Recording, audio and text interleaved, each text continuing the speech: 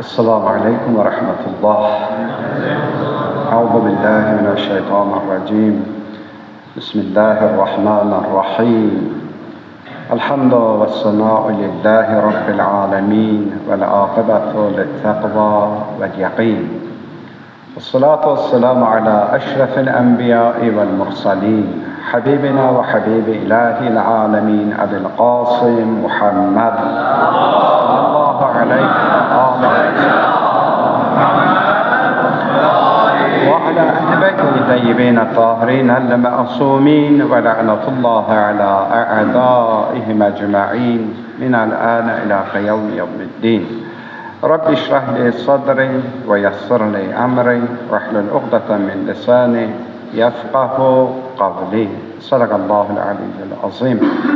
عباد الله أوصيكم ونفسي بتقوى الله. Əziz möhtərəm müminlər, günlərin seyyidi cümə günündə, məkanların alisi Allah evində əvvəla özümü və sizləri ilahi təqvaya riayət eləməyə dəvət edirəm. Allah-u Teala bizləri təqvalı yaşamaqda müvəffəq eləsin inşallah. Müqəddəs Ramazan ayını bitirdik və artıq Şəvval ayındayıq və Ramazan ayı bizə bir çox məsələləri öyrətdi. Onlardan da biri ehtiyaclı insanlara əl tutmaq. Ehtiyaclı insanlara yardım etmək, insan olanını bölüşməsi, yardımlaşması insanın mənəvi dəyərlərinin ən zirvə hədlərindən biridir.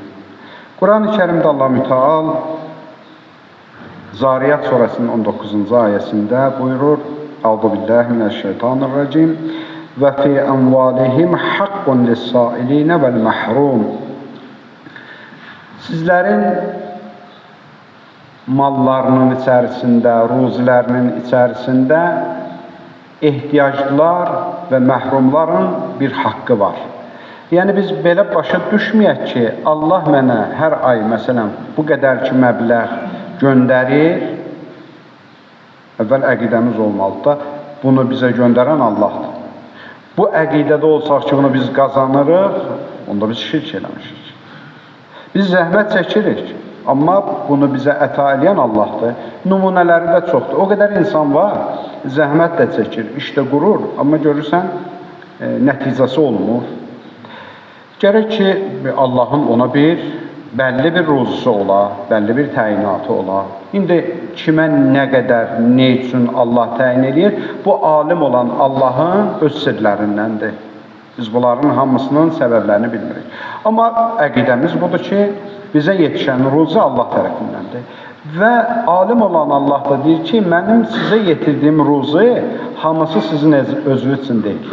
Onun içində bir miqdar var, bir məbləğ var. Bu yalnız və yalnız ehtiyaclılar üçündür, məhrumlar üçündür. Onu ayırmalısınız.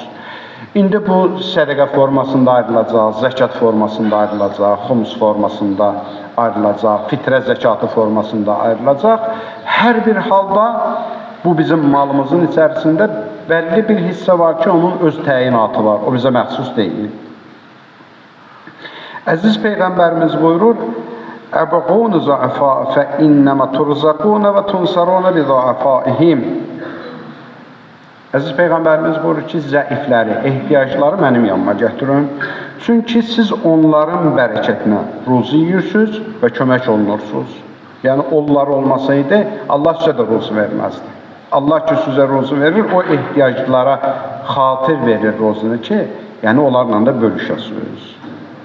İmam Kazım əleyhissalamdan da hədis, Həzrət buyurur ki, hər kəs müsəlman kasıbların bir ehtiyacını ödəsə və yaxud onlara bir paltar versə və yaxud onların yaşayışında bir təminatçı olsa, Allah 70.000 mələk ayırar, 70.000 mələkə əmr verər ki, həmin şəxs üçün qiyamətə gününə qədər istiğfar eləsinlər. Yəni Allah bu qədər dəyər verir bizim yardımlaşmağımıza, bizim ehtiyaclı insanlara əl tutmağımıza. Həzrət Əli əleyhissalamdan da hədis. Həzrət buyurur ki, əgər insan əmin olsa ki, Allah ona verdiyi yaxşılıqların əvəzini qaytaracaq, yaxşılıq və ehsandan çəkinməzdir.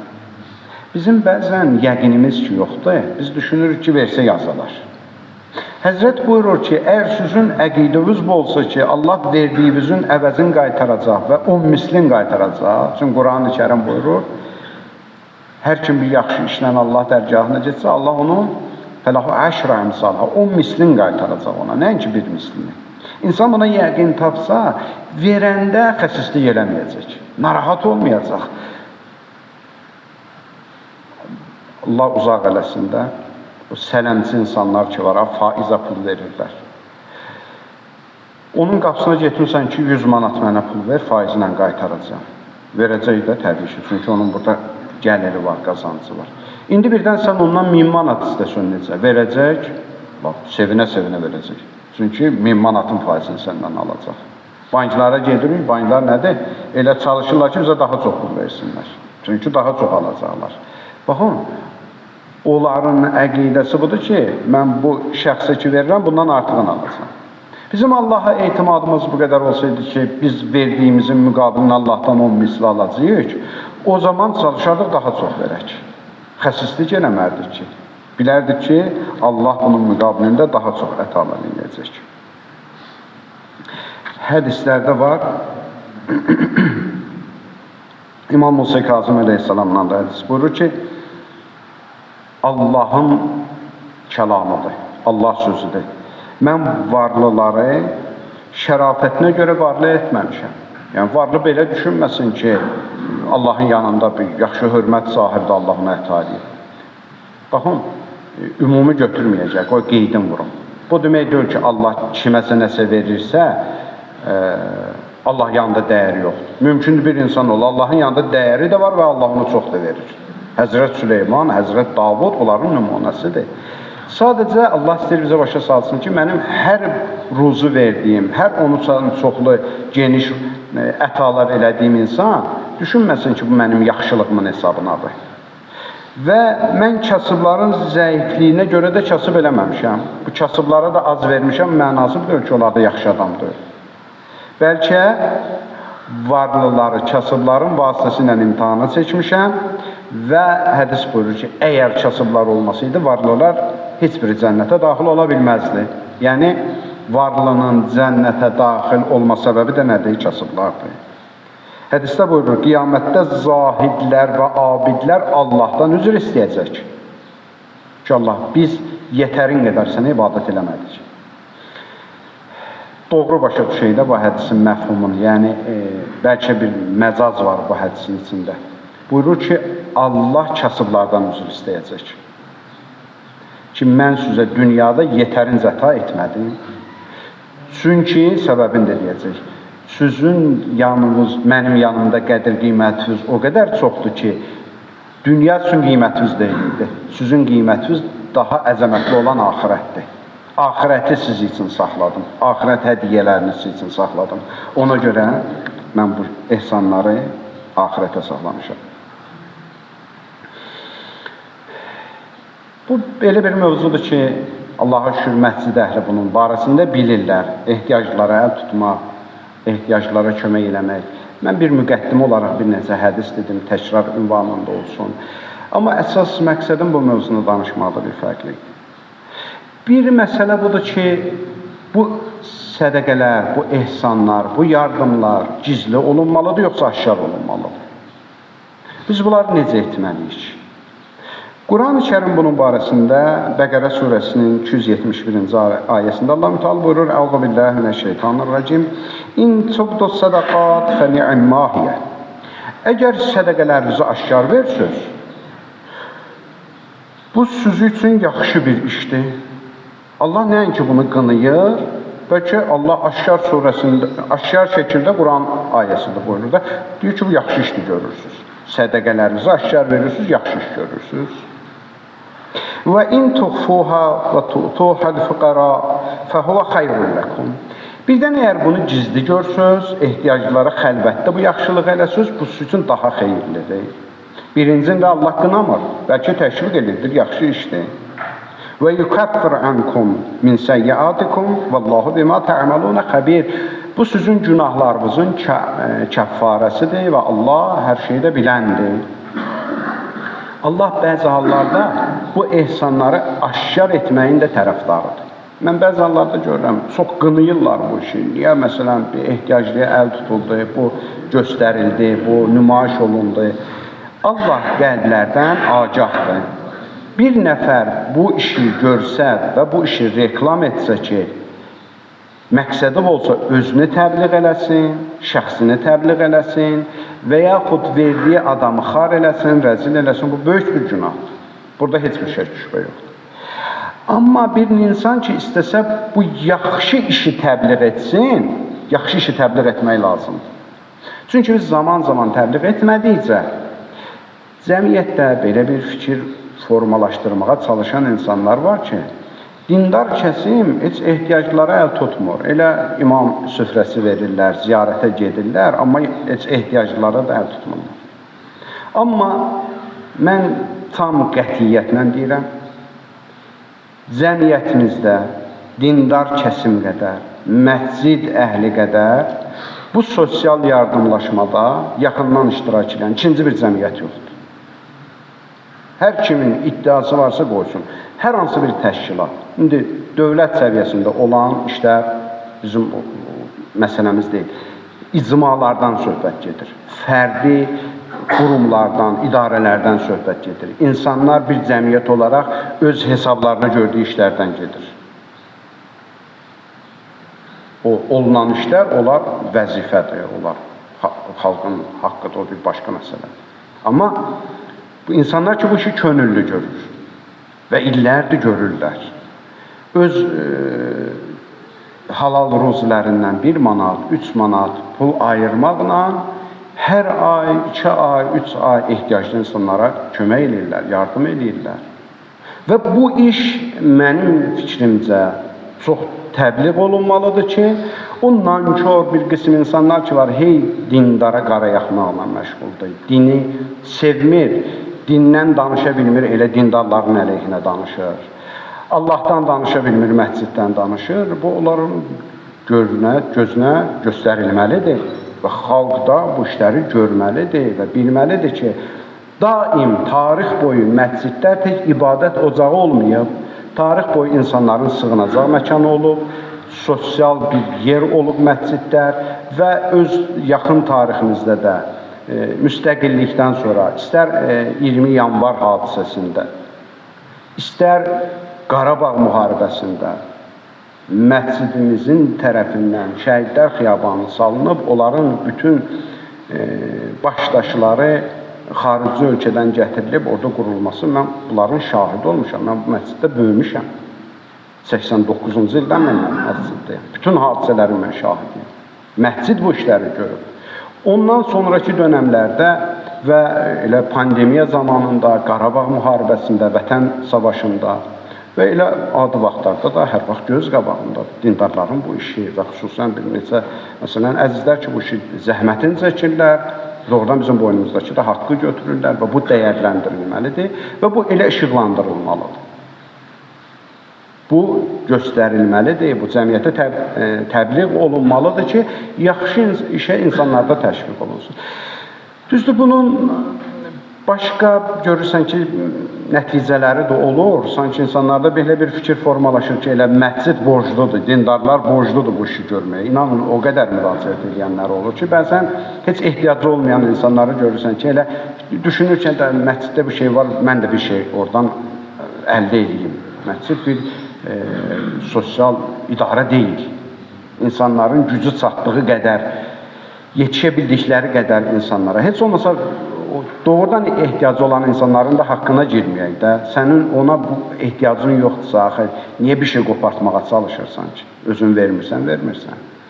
Əgər bu düşüncədəsən ki, haradansa nəsə, onun üçün başqa qurumlar var. Ged ona müraciət elə.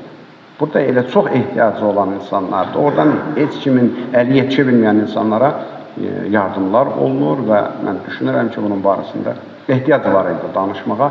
Allah bu işdə yardımsevər insanların hər birinin dəstəyi ilə o 1 manatlarına Allah bərəkət versin o insanların.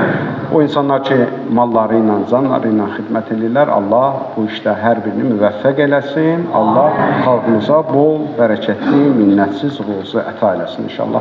Bismillahirrahmanirrahim. Qul huvallahu ahad, Allahus samad, ləm yəlid və ləm yulad və ləm yekun ləhu kufuvan ahad. Sadaqallahul aliyyul azim. Euzu billahi mineşşeytanirracim. Bismillahirrahmanirrahim. الحمد والثناء لله رب العالمين والعاقبة للتقوى واليقين والصلاة والسلام على أشرف الأنبياء والمرسلين حبيبنا وحبيب إله العالمين أبي القاسم محمد صلى الله عليه وآله وسلم وعلى آله الطيبين الطاهرين المعصومين ولعنة الله على أعدائهم أجمعين من الآن إلى قيام يوم الدين. رب اشرح لي صدري ويسر لي أمري واحلل عقدة من لساني يفقه قولي. صدق الله العلي العظيم. عباد الله أوصيكم ونفسي بتقوى الله. Əziz möhtərəm möminlər, bir daha özümü və sizləri ilahi təqvaya riayət eləməyə dəvət edirəm. Allah mütəallizləri təqvalı yaşamaqda müvəffəq eləsin inşallah. Qarşıdan xalqımızın tarixində qanlı bir yaddaş, faciənin il dönümü. 31 Mart soyqırımının il dönümü gəlir. Bu, xalqımızın yaddaşlarında bir qanlı tarix kimi qalıb və ən böyük faciə kimi qalmışdı xalqımızın tarixində. Mən deyərdim ki, xalqımızın başına gətirilmiş faciələrdən, müsibətlərdən ən böyüyü 31 Mart soyqırımıdır ki, əlbəttə 31 Mart simvolik olaraq, əlbəttə bu hadisə 30 Martdan başlayıb, təqribən 4 aprelə qədər davam edib. Yəni 4-5 gün müddətində bu soyqırım davam etmişdi. Həmin soyqırım bizim mənfur düşmənlərimiz, ermənilər tərəfindən həyata keçirilmişdi. Lakin görsənən tərəf ermənilər idi. Arxa planda da o dövrün böyük imperiya qurucu həvəskarları, bolşeviklərin əlbəttə tərəfindən bu hadisə törədilmişdi. Bir Bakı limanına yaxınlaşmış bir gəmini bəhanə elədilər. Bir gəmi bəhanə oldu və Azərbaycana qoşun yeridildi. Tək Bakıya yox. Eyni zamanda Şamaxı, Quba, Qarabağ, Zəngəzur, Naxçıvan, Lənkəran, Gəncə və digər bölgələrimizə qoşunlar yeridildi və erməni silahlıları ki, öncədən bizim o dövrdəki insanlarımızı aldatdılar. Həmişə olduğu kimi dedilər, biz bolşeviklərə qarşısından bir yerdəyik, həmrəyik. Lakin bolşeviklər artıq Bakıya daxil olanda bunlar da öz silahlarını xalqımıza tərəf çevirdilər və çox böyük miqyaslı bir qətliam baş verdi. Həmin dəhşətli günlərin şahidi olmuş bir Alman Kuliner familyalı bir yazardı. 1925-ci ildə Bakı hadisələri barəsində yazır ki, ermənilər müsəlman Azərbaycanlılarına, yəni özdə xüsusi qeydim vurur orada, müsəlman Azərbaycanlıların məhəllələrinə soxularaq hər kəsi öldürür, qılıncdan keçirdir, süngüdən keçirdir. Nə körpələrə rəhm edirdilər, nə qadınlara. Cavan xanımları divarlara mismarla hörürdülər, körpələri süngüdən keçirdirdilər və yaşlılara rəhm etmirdilər. Bir çuxurun içində deyir, mən 87 dənə cəsəd gördüm bir çuxurun içində ki, hamısının qulaqları, burunları, əzaları kəsilmişdi. Yəni, nəinki öldürmüşdülər, həm də bu qəddarlığın simvoludur, bu amansızlığın simvoludur. Yəni, ölüyə qarşı da belə hörmətsizlik etmişdilər. İrəvan quberniyası, Şərurdəliyəş, Qars və digər Azərbaycan ərazilərində təkcə mart qırğınları zamanı 5000 Azərbaycanlı qətl edilmişdi. Bu hadisələrin dəhşətləri 18-ci ildə Şamaxıda 8000 dinc insan öldürülmüşdü və Şamaxı Cümə məscidi yandırılmışdı və tarixi abidələr yandırılmışdı. Cavanşir qəzasında 28, Cəbrayıl qəzasında 17 kənd tamamilə aradan aparılmışdı. Tam yandırmışdılar kəndi və əhalisini də öldürmüşdülər. Gümrüdə 3000 nəfər. Zəngəzur qəzasında 115 Azərbaycanlı kəndini məhv edib, 3257 kişi, 2276 qadın və 2196 uşaq öldürmüşdülər. Bütövlükdə 10.000 nəfərdən çox. Bir əyalətdə. Yəni soyqırımın mahiyyəti bu qədər böyükdür.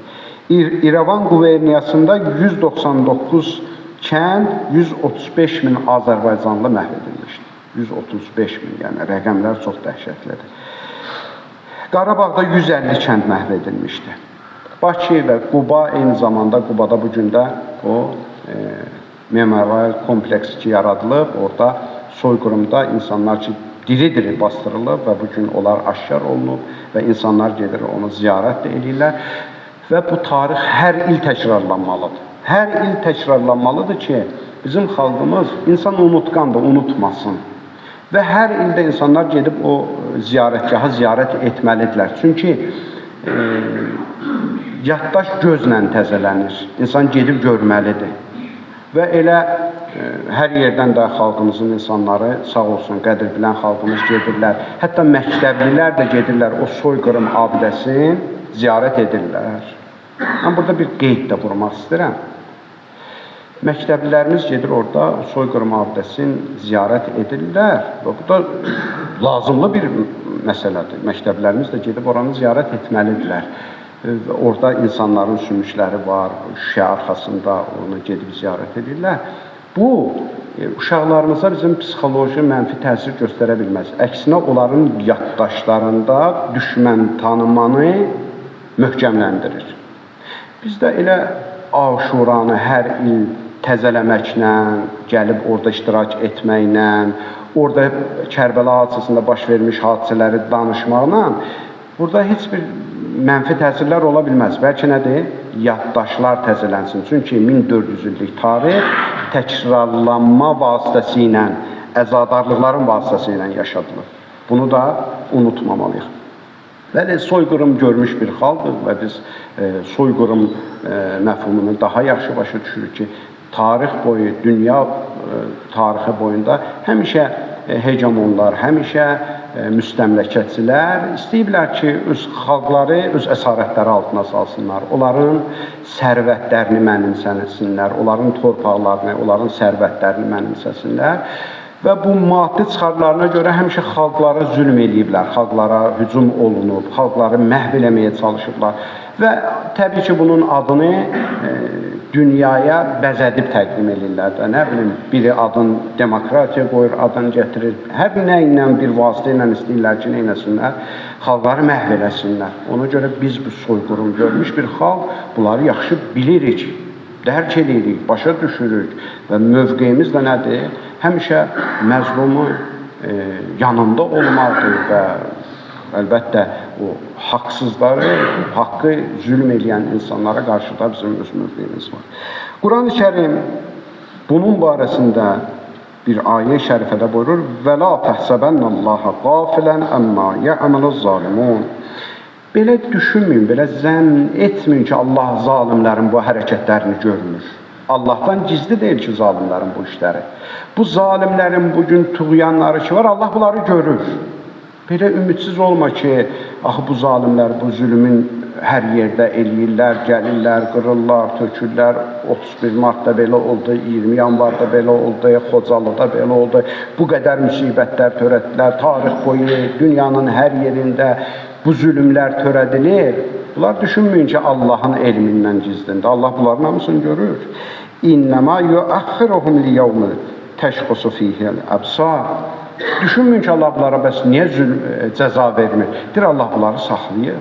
Bunların möhkəm bir cəzası olacaq. Bu ayə təfsir alimlərdə buyurur ki, bu bir haqqı tapdalanan bir məzlumlara bir səbir vermək üçün, onlara bir təsəlli ayəsidir və eyni zamanda zalimlərə də bir təhdid ayəsidir. Belə düşünməyin ki, məsələn, əlinizdəki gücdən siz istifadə edərək elə hər vaxt bu işləri də görə biləcəksiniz.